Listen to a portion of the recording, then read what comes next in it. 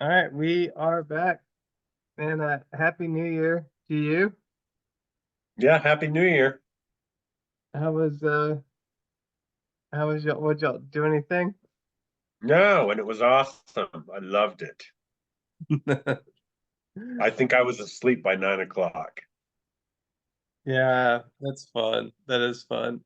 We um we had a really big day. We were celebrating our anniversary, and we took the boys to Crystal Bridges, which is in Bentonville, and they were having a big party at the art gallery with like magicians and bands and we got to see this amazing art installation. It was the last day of the Listening Forest, which was it was amazing. It was a lot of fun. And we didn't make it quite the whole time. Um but we stayed up pretty late. And the Mm. boys I think stayed up as late as they ever had. So it was fun. It was a good time. Yeah, I think we actually went to bed a little earlier. Alexander stayed up late, kind of like the night before. I mean, not all the way to midnight, but he stayed up pretty late, and so we were done with December 31st. Well, at some point, I think on here we should talk about. I think at some point we should talk about New Year's resolutions. I think those play a part in creative work. Uh, but I think we should talk about art, in particular, like contemporary art, and what what process, like what purpose or what place you think fine art might serve in your process, or maybe it doesn't. Um, I have really I have a lot of conflicted feelings about fine art, so I'd be curious to hear what you think about that. Yeah, no, I think that's a good topic. Yeah, Let's so talk about that.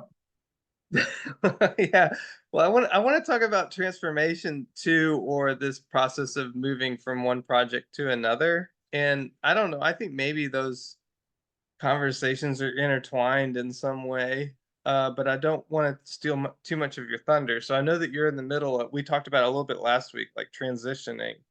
So what types of, and it's significant, like it's not a small thing, and it's something we have to do with some care to transition from one project to another. So what are some of the things you've been doing as you're going through a transition? Well, I'm not very good at them, so I Hmm. want to start by that. They take me kind of a long time usually. Um, I need to like clean the palate, Mm-hmm. kind of like when you're eating sushi, you know, you eat Yeah. that little like sliver of ginger to like cleanse the palate. Yes. Um, yeah, so I have to do that too. Like I can't just move from one thing to another thing. Although I wish I could, and it's kind of like one of my goals as a person to eventually be able to just do that. But it takes me a while. So far, what I have done, I kind of got my NaNoWriMo project to like a good stopping spot. And then I had a day where I actually could have kept going and I just resisted it because I didn't want to like create new kind of things that need to be dealt with, you know. And then I reopened the thing that I'm going to move back to, and right now I'm just reading it. I'm not writing at all. I'm just Oh, wow. reading. I'm just kind of reading what exists, and I expect to spend 2 or 3 days doing that, and then I will go back to the beginning and start doing things that are already in my head about like what needs to be done with this project to get it to publication. Like, what are the next steps? I don't need to figure those things out because because during NaNoWriMo, I was kind of like using that incubation period, you know. Um, Can I ask one question? So yeah, as you're reading it, are you reading it kind of critically? Or are you reading it more creatively, just kind of getting your lay of the land, or how do you read? Honestly, I'm reading it just to like remember it, Mm, just to like have the whole story at like not the kind of vision that I want, but like the thing that actually exists, have that in my head, you know? mm, That, yeah, that's the way I'm reading it. I'm reading it just to kind of like refresh, like what is this thing as it as it is. Um, what usually happens while I'm doing that is I start to notice all kinds of things that I didn't notice before. And a oh, lot that was kind of really hard work before opens up and becomes actually creative work. Like I mm, start to see all these things that I can do. Whereas when you're really bogged down in a project or you've been kind of like staring at the same project for a long time, you get tunnel vision about it, you know. You start to just see, well, I don't, maybe you don't, but I'm just talking about myself. Um, you get really fixated on like what this scene needs, and you forget kind of like what is the whole thing that I'm trying to create.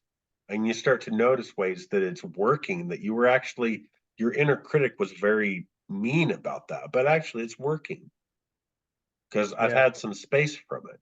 I haven't looked at it for a number of months. And now that I come back to it, I see that things that I felt very bad about are actually working pretty good. And other things that were not on my radar, like it's not like it doesn't have problem. There are things that need to be done, you know. But I can kind of, and I don't know that everyone, I don't know that this applies to everyone. So it's not, I'm not being like prescriptive about it. But mm, if I take a kind of break from a project and then come back to it, I can kind of read it as if someone else wrote it mm, and notice like what is good about it, what I like about it, what's really working about it, and what like needs work. Whereas when I'm like neck deep in it, um, my view of it is skewed, you know. right, right. Yeah, I can certainly relate to that. And I want to go back to like that feeling of like wishing that I was better at transitions. Like I can relate to that. I think yeah, I get that sense of I don't know, like transition as failure is real, you know? I also have problems when I finish a project, I get really, really blue after finishing projects. Which I think is one of the reasons I got sucked into NaNoWriMo to begin with, is because I had finished a project and I felt super blue about finishing the project. I didn't really want it to end. And so having something that I had to work on, that I was prepping for to work on for a month and then working on was really helpful. Um,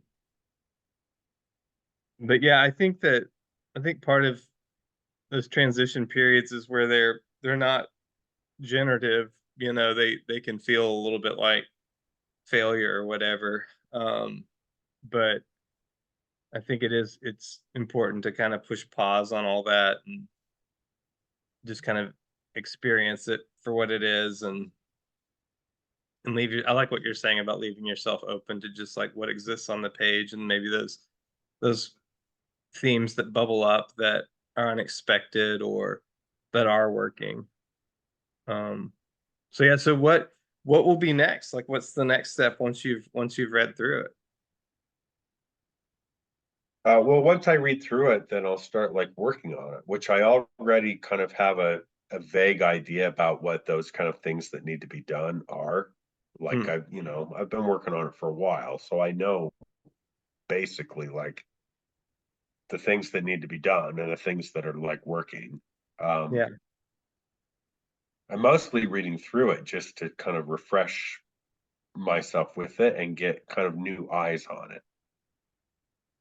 But I don't expect that I'm going to have like radical kind of different ideas about what needs to be done on it just because I like read it again, you know. Yeah. It's more like on a kind of a scene by scene basis that I'll notice actually that's working pretty good. Like that's doing good. And then other things not so much. But the kind of big arc thing, the kind of like developmental level things that I know like need work, I don't expect any surprises about that. Hmm. But I've also been like, as I've been doing my NaNoWriMo project, that's been kind of in the back of my mind. Like, I know the things that need to be done, you know. It's Yeah. a So little like, it's a little daunting to actually like do them, but it's not like it's not news that they need to be done, you know. yeah, that would be one thing to watch out for as you're rereading it. I guess for me, it would be that I get overwhelmed with work that needs to be done, and just kind of discouraged by the amount of work that needs to still be done. Yeah, Um, but if you think about it, that's another version of outlining. Because really what you're mm, making is kind of like a bullet point list of like the things that need to be done. yeah, It's a lot yeah. like outlining, but actually easier because you don't have to like make stuff up. You're looking at something that already exists and you're just noticing what needs to be worked on, what needs to be like, not what it currently is, I guess. Well, well, let me ask you this because that seems like really good advice. Like, I mean, can you think of pitfalls that you've identified in the in this kind of transitional process, or as you're kind of taking a work towards publication? Like, Yeah. you've got to So, manuscript. like the first one that comes to my mind that is kind of daunting for me is that I have a lot of places where I went down the research rabbit hole and I've put Yes. a ton of like research stuff in there. And now that the arc is whole and I've told this whole story and I look back at that stuff, I realize that there needs to be a tension between like that information being like useful to my story and it's just me nerding out on a topic that I think is interesting, but doesn't actually like matter to the story that I have told. Right. But in fairness, I didn't know that at the time because I don't like super outline. So I kind of write it when it happens because I don't know that maybe it's not going to matter by the time I'm done, you know? But there are definitely things in there that don't need to be in there. And there's other things in there that are just kind of like explained and they need to be dramatized because they actually matter a lot. Like that Yeah. needs to be a scene, not just like explained. It needs to be like felt, you know? Those are hard for me to identify But you sometimes. don't know that until you have a draft. At least if you write the way I write, you don't know that until you have a draft. Once you have a draft, that's the time to like start to make that's the time to like turn on the critical brain Mm, and let it have its way with you. mm. Um, Yeah. One of the ways that I kind of force my hand on this at this point, like, because I hear what you're saying, is I do get on Fiverr and I find like a cheapo developmental editor, um, just to like be a second reader, basically. Like I have second readers, like in you or in Jessica and folks, but that developmental editor that's like completely, I mean, really all they're there, that probably most of what they read is like, just kind of like someone's dream novel they're going to write, this one book or something. And the main note that they give me that's helpful is like show don't tell, which is like kind of like writing 101, but it's one of the ones that I sometimes have struggled to identify that in my own writing. And it's there are also moments. it's also one of those things that like sounds good but gets complicated when you get deep into the weeds. Like it's not if you literally showed and never told, your Yeah, novel would be 5,000 words long yeah, because there are some things that need to be, or I'm sorry, not 5,000 words, 5,000 pages long. Yeah. because there are some things that need to be told, and there are other things that need to be shown. And part of figuring it out is which, you know. Yeah. Some things need to be shown and some things need to be told. But you don't always know that the first time through. Yeah. Yeah. So it's just helpful because sometimes they'll make that suggestion and they're like, nope, not gonna do that. And then other times they'll make the suggestion. It's like, whoa, yeah, it does need to happen, and that kind of sucks because it's gonna really move a lot of furniture along around, but it's worthwhile in the end. Like I see where it will pay off and like how it's gonna counterbalance this point or develop this theme, um, or just develop the character more. You know. Yeah, I Yeah, think I get that. That's a lot, like that is the kind of things that I'm noticing as I'm with fresh eyes reading through my project. mhm. Is like what needs to be told, what needs to be shown. They're not always some things I showed and actually they just need to be told. And some things I told and actually they need to be shown. Like those are the kind of things I'm noticing and like marking, you know. Now that I know the whole story, I know which is which better anyway. Yeah, I mean, I think at the core of this, there is that question of like, what is character? And we've talked about it a little bit in the past. Like I make the case that like, that plot, setting, and sequence all kind of are this cosmic dance that create character, that character comes out of like plot sequence and setting details. And that's how we know what the character is, because I don't think about the character as just like some figure. I think about the character as this virtue that I'm trying to articulate that can only be talked about in a story form, this certain kind of way of being in the world, or this kind of heroic stance that someone could have in the face of life or what have you.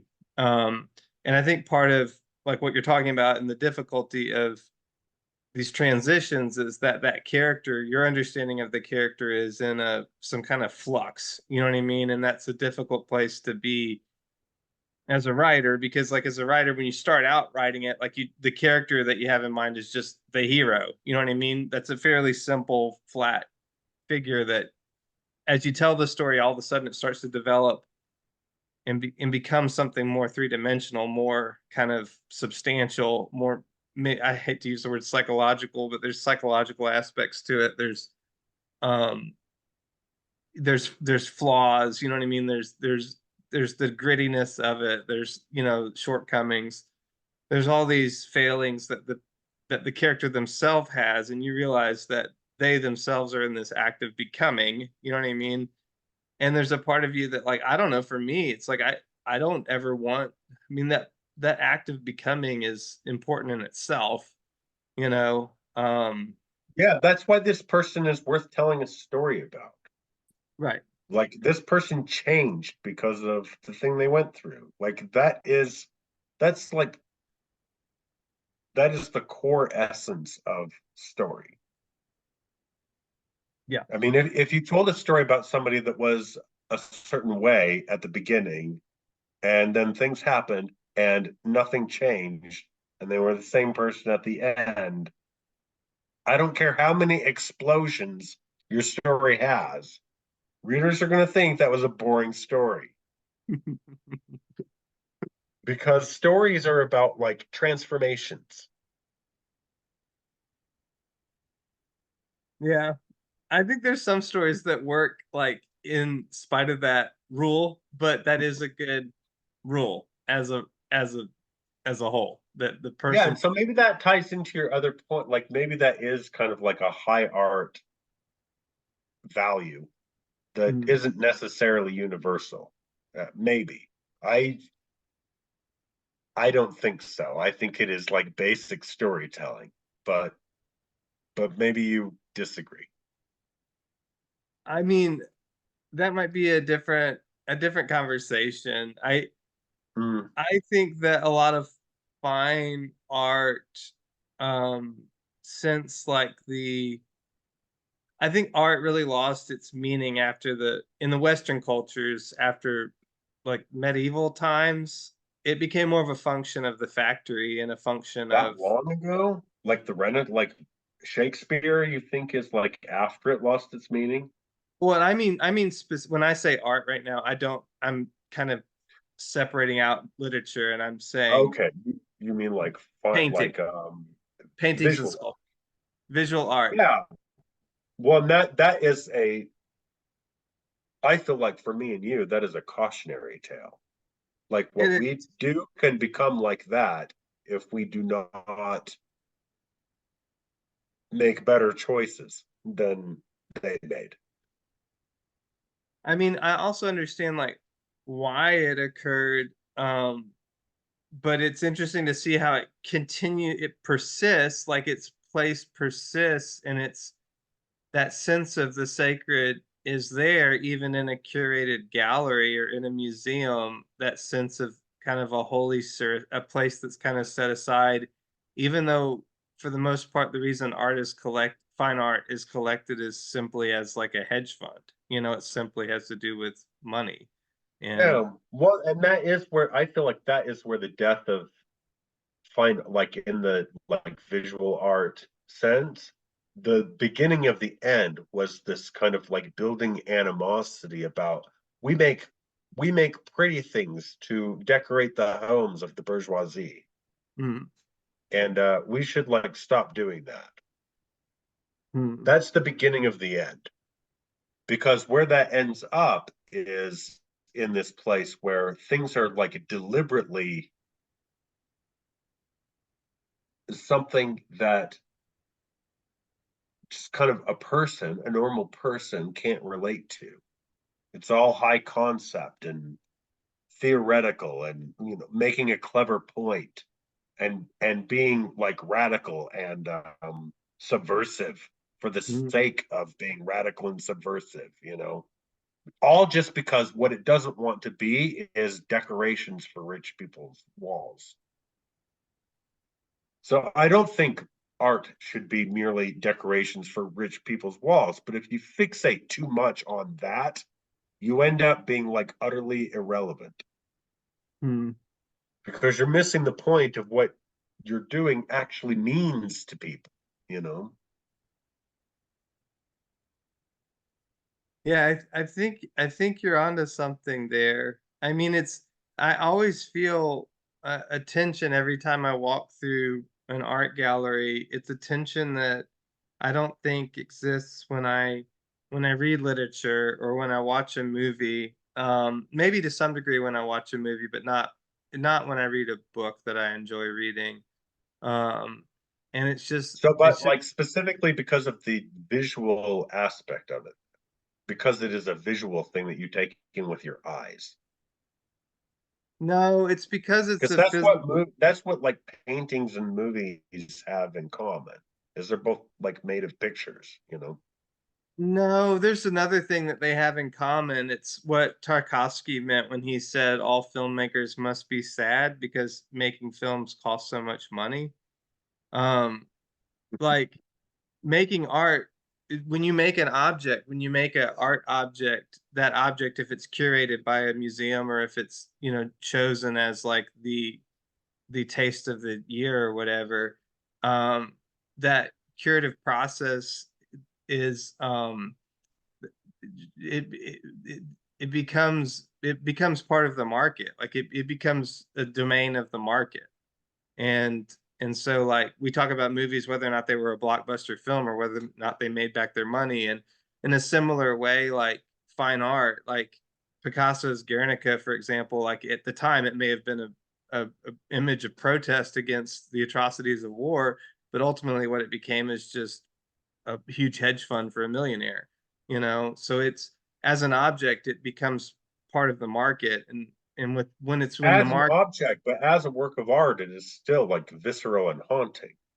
Yeah, certainly, but there's It's that still tension doing every what time I'm in a. Picasso like built it to do. Even now it is. It maybe doesn't mean the same kind of like thing in context, in its Mhm. historical context, in its place, it doesn't quite mean the same thing now that it meant when it was made, but it's still like you look at it and it hits you in your guts. Yeah. But there's that tension of like with a lot of art, like Rothko. I've seen a lot of Rothko paintings. The first time I ever saw Rothko paintings, it was at an exhibit in the Venetian casino in Las Vegas. They had a huge collection of Rothko paintings. They were amazing, and the being in the gallery was beautiful. I felt like I really connected with the artist in that space, even though it was a freaking casino in Las Vegas. You know what I mean? So like there just in that gallery there was that Well, same that's the tension. power of art. That's Mm. the power of art. It's the Sorry, power of go the ahead. it's the power of the art, but it's also the power of the market because like if I think No, that regardless, I mean, I like the people in Los. I'm sorry, I don't mean to interrupt you, but I take umbrage with that. The people in Las Vegas could have picked like any kind of whatever they wanted, put it on their walls. But the Rothko paintings mean something because in any wherever you put them, there's something kind of special about them. Like you will feel that even if you put it in a casino. mm, maybe I to me there still is that tension of like so this is special because they're telling me it's special versus like if I just walk out in the woods and I'm just like staring at the sky because it doesn't have a frame around it, it's not special or meaningful. But if I placed a frame around it and put it in a gallery, it would be special and meaningful. Do you get what Yeah, I'm saying? yeah, I understand what you're talking about, and I see the worry about that. But I feel like the modern artists already like proved to us that that was bullshit. Yeah. Because when you put a toilet in an art gallery, when you put a urinal in an art gallery, nobody's transfixed by it. They're like, "Oh, that's clever. It's a urinal in an art gallery." It doesn't do to people what Rothko does. Well, you know, that particular piece was anti-fascist art. You know, I mean, it was very specifically target. It had a targeted audience. You know what I mean? Like, I agree, but it still stands for this conversation. Like yeah. the idea was you can take anything and call it high art, and just because you called it that, now it is. Mm, But I think we've proven that that's not true. mm. Yeah. It is interesting because I mean, at one point in time, um, I think that art and literature were somehow connected, and I don't think that's the case anymore. I think that some at some point they became kind of untethered from each other, and I don't know that they actually have a meaningful dialogue with each other. I listen like you know you read the descriptions of the paintings or you read like an artist's statement, and that's a very specific form of writing that I think only artists do, and it's purely for the people who are purchasing art. Like it's the artist statements. Like if you read, like not to pick on a specific artist, but Annie Leibovitz, like if you were to read her statement of her most recent photographic exhibition, the language that's in that artist statement is a very specific and to me kind of hilarious language. Um, it's almost like poet voice, you know, that we would joke about in MFA programs, like when the poets read their poetry in poet voice. It's like when the artists talk about their art in artist voice. Um, and it feels completely untethered from any meaningful kind of storytelling. Um, Well, and I and think that is I where it appreciate becomes it. I enjoy untethered. it. I'm saying this as someone who enjoys reading artists talk about their work, and I enjoy reading art criticism. I'm not disparaging those forms of writing, but I don't think about them as um, literature. I think about them as like the backs of like toothpaste. I enjoy them reading them the way I enjoy reading the ingredients in my toothpaste, you know, sitting in the bathroom. Yeah, well, I think that's a good. I think maybe it's just the way you said that, but I think that's a little unfair because we don't read the back of like a box of toothpaste and expect literature out of it. Hmm. Um, and we shouldn't read an artist statement and expect literature out of it either. It's just an explanation of the paint. Like Annie Leibovitz's photographs are her art, not Hmm. her statement about it, you know. That's a good point. That's kind of like if we wrote a novel and then somebody interviewed us about it and the novel gets judged by like the way we talked about it in an interview. I mean, but I am saying, like, for example, like one of the works of art that I saw this week, it just was the word eat in neon lights. And I'm sure that I don't remember what the painting was called. It was probably called like the like psychoanalytical expressions of untitled number one. You know what I mean? Like, or maybe it was just called eat. Um, but what I'm saying is like Well, this is exactly why modern art isn't art and it doesn't matter. Is because that is just trying to like be pretentious and clever and do nothing, you know. No artistic expression went into that whatsoever. And I leave your leave your angry comments below. Uh, I don't know. That's what I'm that saying. is the untethering because novelists still like want to tell you a story. Like they still want to like do something for you that is artifice and like cast a spell over you. That's part of that's part of the kind of agreement that writers and readers make. I'm going to Mhm. tell you a tale, you know, just the same way that we did like thousands of years ago over a campfire. We're still doing that. I mean, it definitely looks a lot different now, but that spirit is still in it. I mean, For it's interesting to think. visual art, I think got completely, it lost faith in itself when the photograph got invented. Maybe. I mean, I personally think because to me, what it sounds like you're saying is that somehow or other literature has maintained a sacred space. Like there's some sacred agreement that exists between the writer and the reader, where like if you trust me, I'm going to take you on this journey.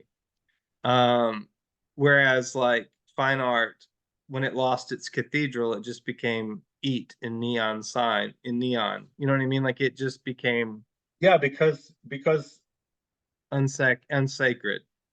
modern visual artists do not think that their art is a sacred relationship between the artist and the viewer. They think of it as a way to kind of like make a clever point.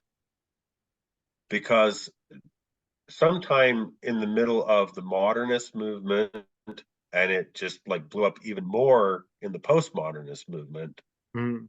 the kind of like best thing that an artist could do was like make a statement with their art versus the old version, which was to visually show something that is like the things that we are trying to show when we like read a story. They were doing that too.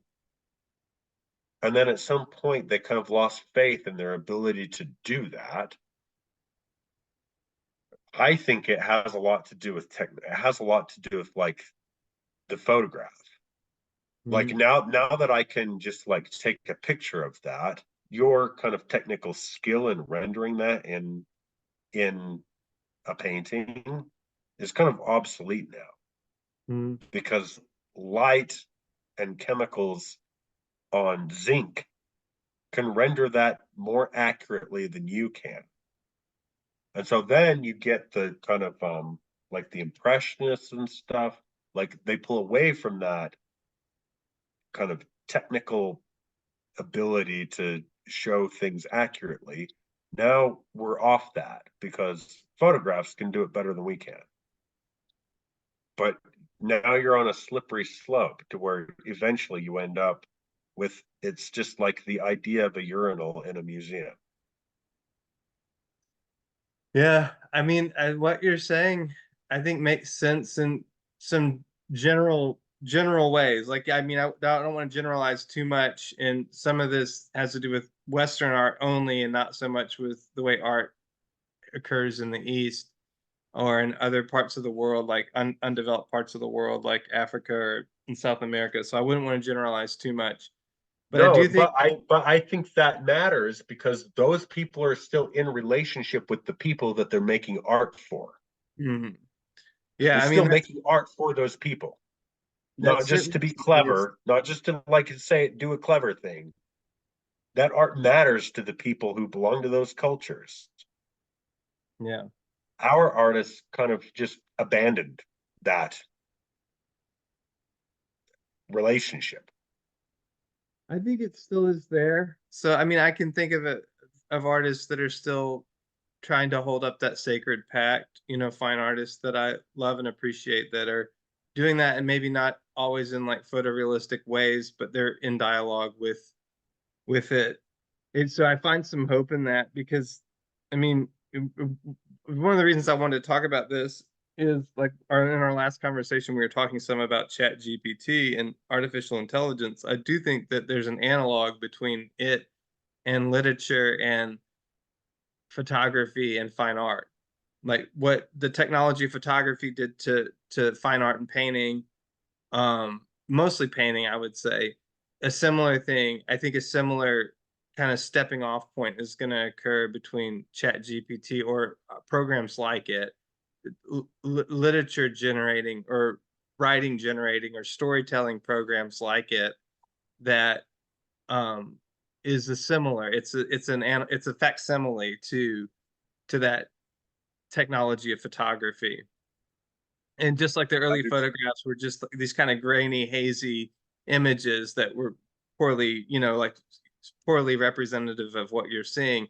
I think that's what we have now. Like I think within the next 20 or 30 years, like we'll see more stuff that's like, oh wow, that's shockingly very much like a novel that I would read, that's been generated by this artificial intelligence.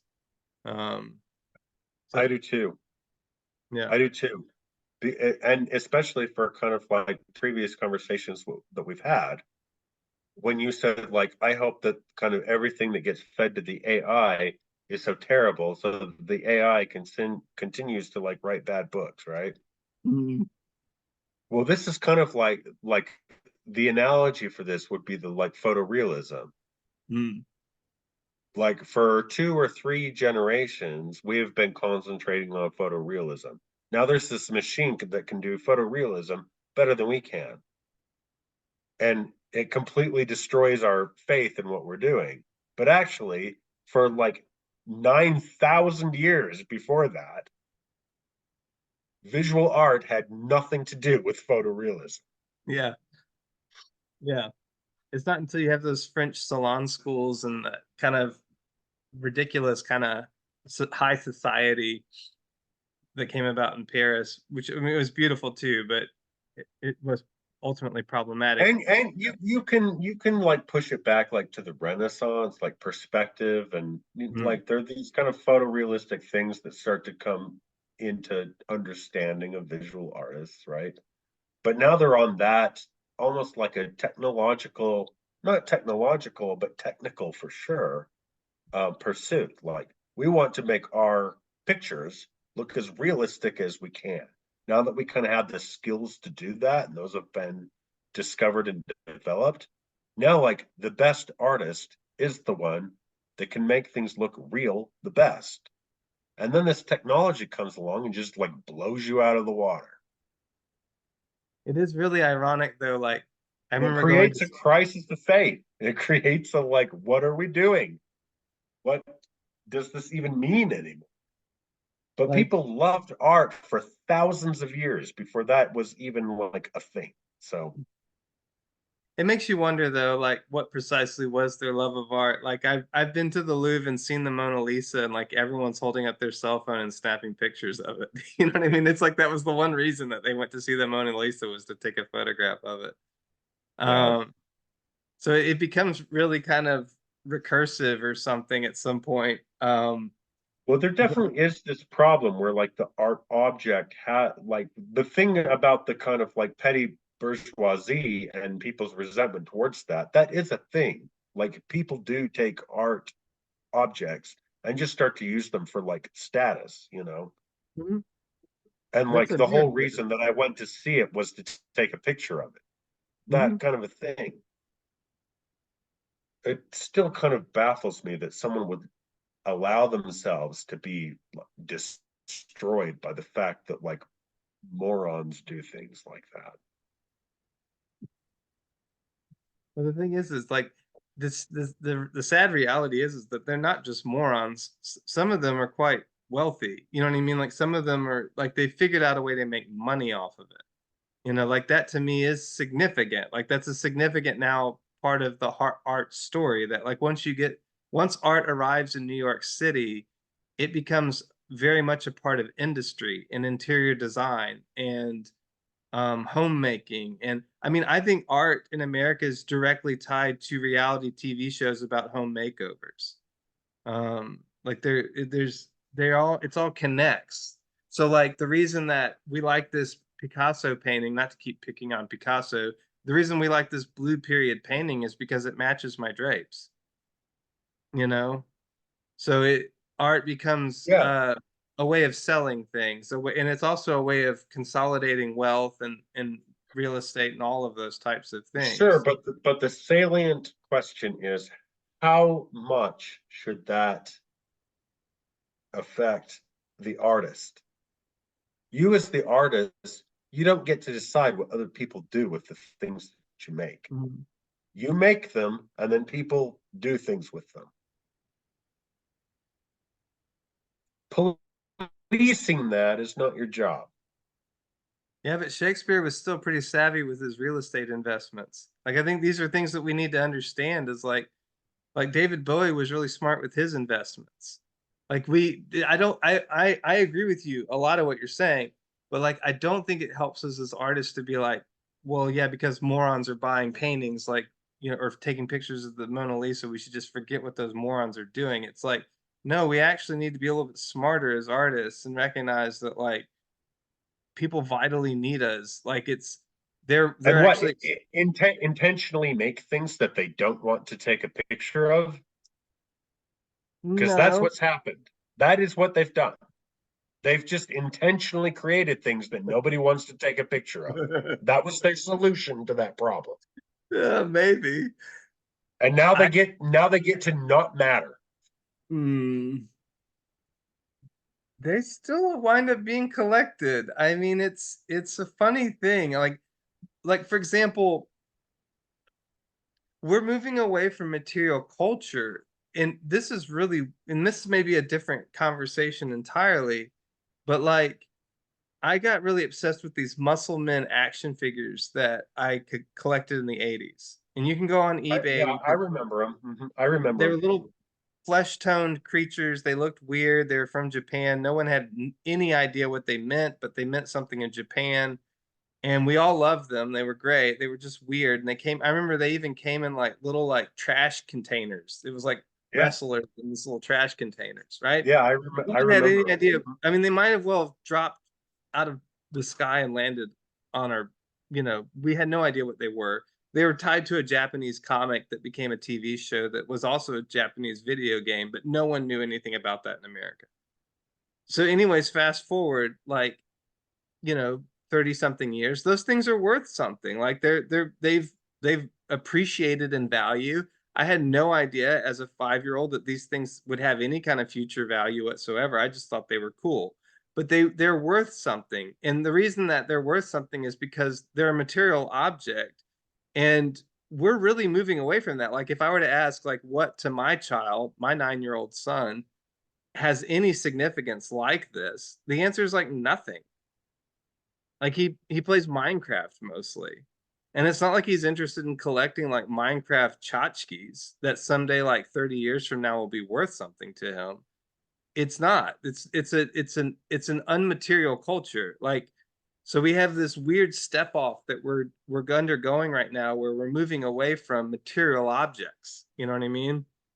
And and kids now are being indoctrinated to understand complex like pieces of technology and not and really that are fairly ephemeral, you know what I mean, like in their connection to things. Like if you know what I mean, if the power grid were to go down like tomorrow, all of these little objects that we're obsessed with would be useless. Like throw we could throw them at each other, but that's about it.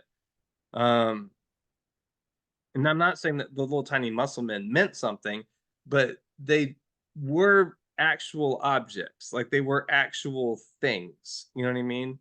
And we're becoming we are I I think it's pretentious, but I think we're imagining that we're becoming less tied to material objects when in reality, like we are very tied to material objects. But um Yeah, we're just tied to a material objects that actually have no transcendent value.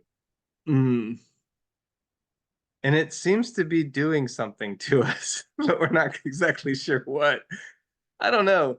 I mean, it's funny to think that like 30 years from now, my iPhone 8 will be completely useless. But if I was still collecting those little tiny muscle men, 30 years from now, they might have tremendous amounts of value.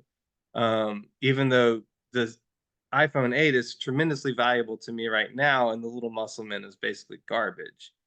Um, and there was really no way to predict that, but it does make me wonder. I think as artists, I think we're challenged. I think there's something to be said for like considering these things and be smart in the way that you employ your time and energy and resources, so as to take hold of it, like to navigate it, you know? Um, What you not, just said reminded me of a really good, like very quippy Oscar Wilde quote yeah. where he says, the thing that makes art precious is precisely that it is useless. Hmm. Your Yes. iPhone is like useful, you know. Your little muscle man is not useful. But that's exactly why your little muscle man is worth something. I guess I just find myself in the tension of like, yes, I may be a person who is completely invested in making useless objects, but I myself do not desire to be a useless object. You know what I mean? Yeah, and you're not. You're not a useless object. You Yeah. have a job, you do good things in the world. Mm. Writing make-believe stories is one of them, but it's not it. That's not the only Mhm. thing. There are lots of ways that you're a useful person. I tip good. If you ever at I a do too. I think that is a. I actually we went out kind of in the. We went out for Britt's birthday, which falls in between Christmas and New Year's, and I just kind of like randomly hit the little button that says like leave a 20% tip, you know. Mm. And then I saw how much I tipped, and I was like, if they didn't do that, if they didn't offer that, I actually would have tipped her more. Like if I Mm. just had to like come up with the dollar amount, it would have been higher than that. Yeah. So, well, man, I appreciate you. I We'll get back to it Thursday evening. Um, and I think, yeah, we'll talk offline about what we're going to discuss. But at Well, I some think point, this is good. I That want to like talk about I want to talk about death because I feel like that's one thing that we're kind of like tiptoeing around, like in the fear of transitions in the in our conversation a little bit about fine art. I think that death is in there, and I don't want to sound like all gloom and doom, but I do think death is important. I want to talk about it. I think now is a good time to talk about it. Uh, because I think it is kind of informing a lot of what we're talking about. And so yeah, and I want to talk about its place in storytelling, but also I want to just talk about it as the complex symbol that no one can make sense of, as Ernest Becker kind of described it. Um, but yeah, yeah. let's get off and talk about that. I do before we get off, I want to say that I think this was I didn't even know this, but I think this was a very important discussion to have. Like Mm, this kind of relate this matters. this relationship between this conversation that we just had is an important. And I Yeah. think we barely like scratch. I don't think we like reached any conclusion. We barely scratched the surface of it, but it's an important thing for artists of every stripe to kind of have on the radar.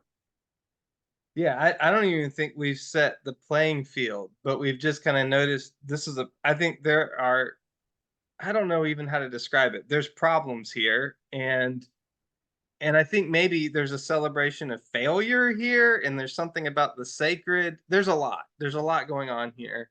Um, I think it's a lot about like what do we do? What are we for? mm, What is our usefulness in the our world? statement of purpose. It's not a statement of purpose. It's a statement of usefulness. I remember. Have you ever read the Surrealist Manifesto that was written? Um, Yeah, I remember we've had a discussion about this before, although it was like 20 years ago. But yeah, I don't think we're in manifesto territory because I think maybe we're post manifesto, whatever that means. I'm kind of opposed to manifest. I don't have a manifesto. Yeah, but there is something here, and it has to do with. Manifestos are the like writer's version of artist statements. Yeah, you're right about that. Yeah, I mean it's yeah. We'll come back to this. But yeah, so closely related to transitions, death. So to Thursday we'll discuss death and disease and things like that. Because I do think we could spend a lot more time talking about disease. Um, but yeah, have a good evening Yeah, you too. on that cheerful note, and good night.